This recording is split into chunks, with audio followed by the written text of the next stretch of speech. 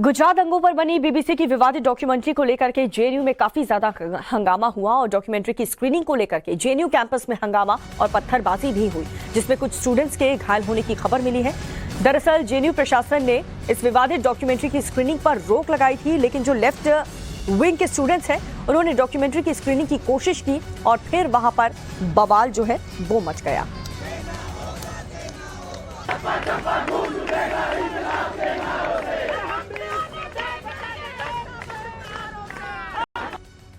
छात्रों ने एबीवीपी पर पत्थरबाजी करने का आरोप भी लगाया। हंगामे और पत्थरबाजी के बाद छात्रों का वसंत कुंज थाने तक मार्च निकला और पुलिस से पूरे मामले की शिकायत की।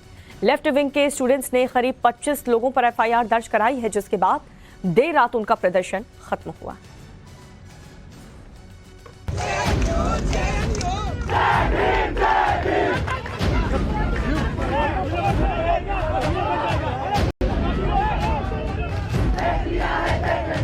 हंगामा, पत्थरबाजी, भगदड़ और सड़क पर नारों का शोर।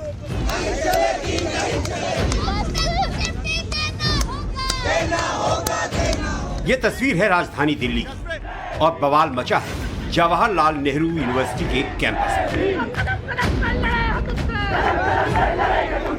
बीबीसी की विवादित डॉक्यूमेंट्री पर बीती रात जेएनयू जंग का मैदान बन गया। लेफ्ट विंग और एबीवीपी के छात्र आमने सामने आ गए। जेएनयू प्रशासन की रोक के बावजूद कैंपस में लेफ्ट विंग के छात्रों ने गुजरात दंगों पर बनी विवादित डॉक्यूमेंट्री की स्क्रीनिंग की पूरी तैयारी कर ली। फिल्म शुरू होने ही वाली थी कि उससे चंद मिनट पहले ही जेएनयू कैंपस में कोहराम मच गया। वहां जोरदार हंगामा शुरू हो गया। फिर देखते ही देखते पत्थरबाजी होने लगी। इसके बाद छात्र अपनी जान बचाने के लिए इधर उधर भागते दिखाई देने लगे। पथराव का आरोप एबीवीपी के लोगों पर लगा।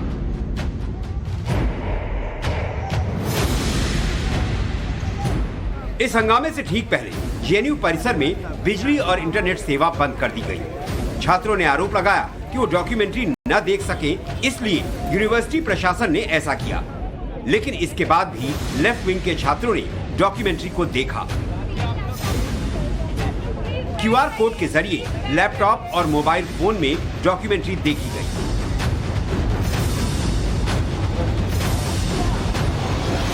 जो डॉक्यूमेंट्री है हम लोग देखेंगे, हम लोग साथ में देखेंगे।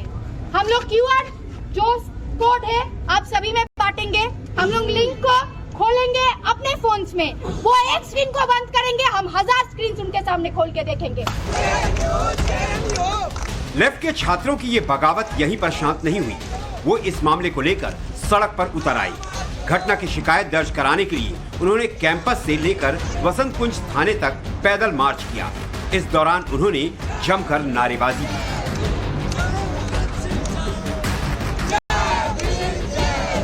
मैं तस्वीरें दिखा देता हूं। इस वक्त जो वसंत कुंज नॉर्थ के ठीक सामने ये जेएनयू के स्टूडेंट्स मौजूद हैं और इस वक्त नारेबाजी लगातार चली थी और अपनी शिकायत दर्ज कराने के लिए जेएनयू के जो छात्र हैं यहां पहुंचे हैं। सीधा आरोप है वो है पुलिस एडमिनिस्ट्रेशन के ऊपर कि पुलिस एडमिनिस्ट्रेशन ने वक्त पर रिस्पॉन्ड नहीं किया है और ये ऐशी घोष यहां पर आपको दिखाई पड़ रही है।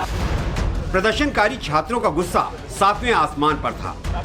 वो इस बात से आग बबूला थी कि यूनिवर्सिटी प्रशासन ने उन्हें आखिरकार डॉक्यूमेंट्री देखने से रोका क्यों, जबकि ये उनका अधिकार है।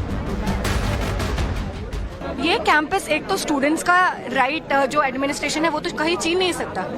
वो हमें नहीं बता सकता कि हम क्या देखें क्या ना देखें, क्या खाए क्या ना खाए। हम देख रहे हैं कि वेजिटेरियनिज्म का ये सब हॉस्टल्स में धकेले दिया जा रहा है, एनईपी को धकेले दिया जा रहा है। ये सारे मुद्दों को एक साथ लेके जो स्टूडेंट्स प्रोटेस्ट भी करते हैं वो उनका राइट है। ये तो हम सिर्फ मूवी देख रहे थे। इसका वो कैसे कितने लोग थे उस वक्त जब आप लोग ये स्क्रीनिंग कर रहे थे वहाँ पर? करीबन 300-400 लोग मिनिमम होंगे। और ये ब्लैकआउट कब हुआ आपके कॉलेज में? ब्लैकआउट स्क्रीनिंग से काफी पहले अराउंड 8:30 हुआ था। हम पुलिस से ये डिमांड कर रहे हैं कि एक तो एडमिनिस्ट्रेशन को रिस्पॉन्सिबल माना जाए, सिक्योरिटी को रिस्पॉन्सिबल माना जाए और पुलिस भी जवाब दे कि वायलेंस जब हो रहा था तो वो लोग कहाँ थे। इस मामले में लेफ्ट विंग की तरफ से 25 लोगों के खिलाफ पुलिस से शिकायत की गई है, लेकिन छात्रों में इस बात की नाराजगी है कि कैंपस में इतना फसाद हुआ उस वक्त पुलिस को जानकारी भी दी गई, लेकिन पुलिस की तरफ से सही समय पर एक्शन नहीं लिया गया।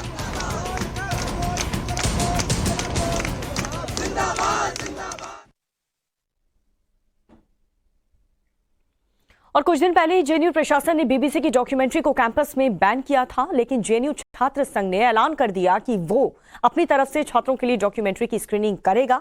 और इसके बाद विवाद ऐसा हुआ कि इसकी खबर पूरे देश तक पहुंच गई।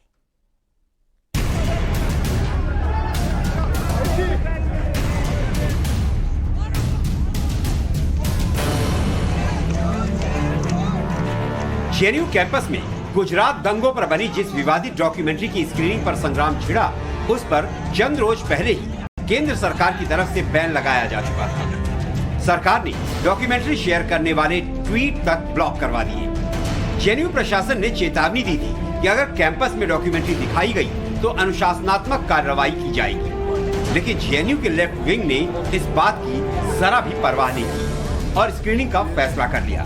और इसका जो नतीजा हुआ वो आपके सामने है।